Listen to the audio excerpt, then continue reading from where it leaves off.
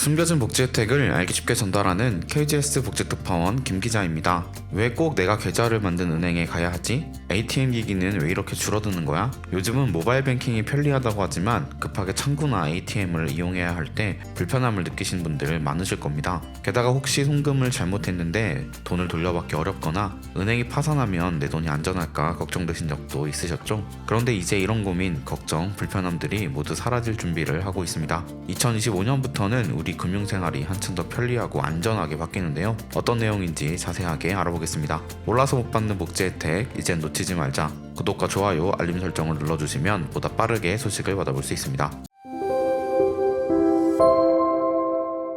그동안 스마트폰 사용이 어려워서 고민하셨던 분들 주목해주세요. 시니어를 위한 스마트폰 활용 및 챗GPT 한 권이면 유튜브를 찾아 헤맬 필요도, 자식들에게 물어보느라 눈치를 볼 필요도 없습니다. 이 책은 스마트폰 기본 사용법부터 챗GPT 활용법까지 쉽게 따라할 수 있도록 정리되어 있습니다. 특히 유튜브 영상처럼 빠르게 지나가는 설명이 아닌 천천히 하나씩 따라할 수 있도록 자세히 구성되어 있어요. 실제 스마트폰 화면 크기로 된 이미지와 친절한 설명 덕분에 누구나 이해하고 활용할 수 있습니다. 또 35만 구독자를 보유한 시니어 정보 채널 걱정마 엄빠에서 출간한 만큼 더욱더 신뢰가 가네요. 지금 QR코드와 더보기, 고정 댓글 링크를 통해 온라인에서 구매 가능하고 1월 14일부터는 서점에서도 만나보실 수 있습니다. 먼저 예금자보호법 변경 소식입니다. 지금까지는 은행이 파산하더라도 최대 5천만 원까지 예금이 보호되는데요. 이제는 이 보호 한도가 1억 원으로 확대됩니다. 무려 24년 만의 변화입니다. 국회 통과 후 특별한 문제가 없다면 2025년 5월부터 시행될 예정입니다.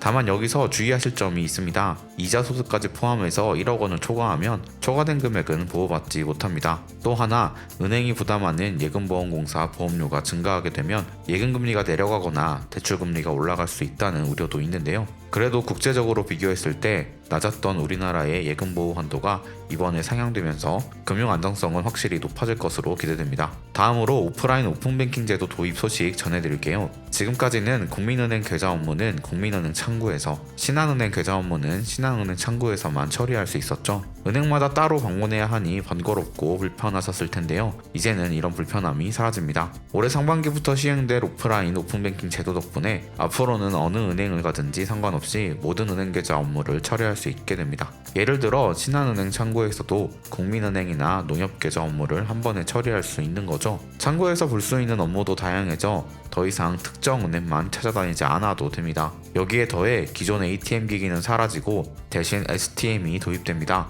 STM은 기존 ATM보다 훨씬 많은 업무를 처리할 수 있습니다. 손바닥 정맥이나 지문을 이용한 바이오 인증으로 본인 확인이 가능하고 통장 사본 출력, 체크카드 발급, 통장 신규 발급, 보안카드, OTP 발급 같은 다양한 업무도 손쉽게 처리할 수 있어요. 심지어 신분증 스캔을 통한 대출 업무까지 가능하니 은행 창구에서 처리하던 업무의 80에서 90%를 무인으로 해결할 수 있습니다. 무엇보다 주말이나 휴일에도 카드나 통장을 분실했을 때 즉시 재발급 받을 수 있다는 점 정말 편리해질 것 같습니다. 다음 주제로 넘어가 보겠습니다. 혹시 스마트폰으로 송금하다가 실수로 잘못 보낸 적 있으신가요? 특히 계좌번호를 한 달에 잘못 입력해서 돈이 엉뚱한 사람에게 가버린 경험 한 번쯤 있으셨을 텐데요. 그럴 때 돈을 돌려받는 게 쉽지 않았습니다. 기존 차고송금 반환 제도는 예금보험공사가 최대 5천만 원까지 대신 회수해주는 제도였지만 1년에 단 한 번만 신청할 수 있었죠. 하지만 이제는 이런 제도도 크게 달라집니다. 회수 가능한 금액 한도가 최대 1억 원으로 2배 확대되고 연간 1회 제한도 사라져서 몇 번을 실수해도 계속해서 반환을 요청할 수 있습니다.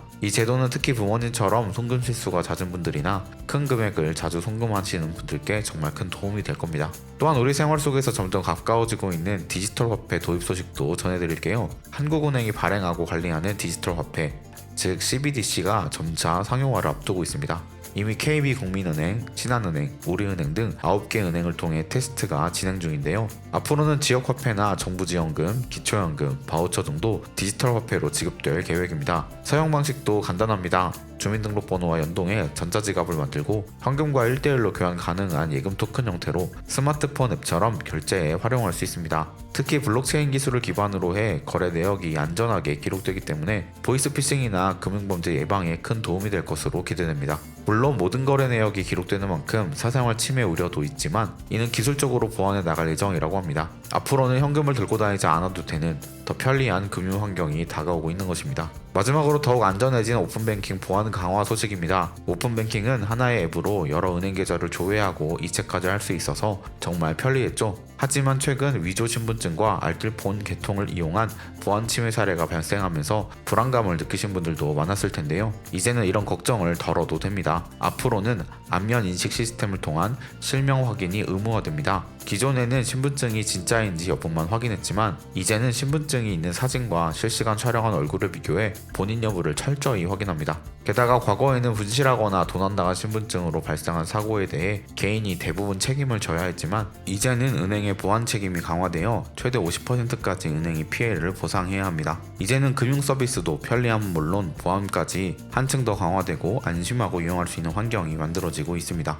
지금까지 2025년에 달라질 금융제도들을 함께 살펴봤는데요. 어떠셨나요? 은행을 더 자유롭게 이용할 수 있고 내 소중한 예금이 더 안전하게 보호되며 실수로 보낸 돈도 쉽게 돌려받을 수 있는 시대가 열리고 있습니다. 디지털 화폐와 보안 강화까지 더해져 앞으로의 금융생활은 훨씬 더 편리하고 든든해질 것 같은데요. 이제 변화하는 금융제도를 잘 활용해서 보다 스마트하고 안전한 금융생활을 시작해보세요. 여러분의 소중한 자산이 더욱 탄탄히 지켜지고 일상 속 금융이 더 편리하고 든든해지길 바랍니다. 이런 변화들이 여러분의 삶에 힘이 되고 밝은 미래로 나아가는 발판이 되기를 진심으로 응원합니다. 놓치는 혜택이 없도록 숨겨진 정보를 찾아 나서는 복지특파원, 저 김기자가 앞으로도 도움되는 소식 전달해드리도록 하겠습니다. 채널 구독과 좋아요, 알림 설정 부탁드리며 더 좋은 정보로 찾아뵙겠습니다. 지금까지 KGS 복지특파원 김기자였습니다.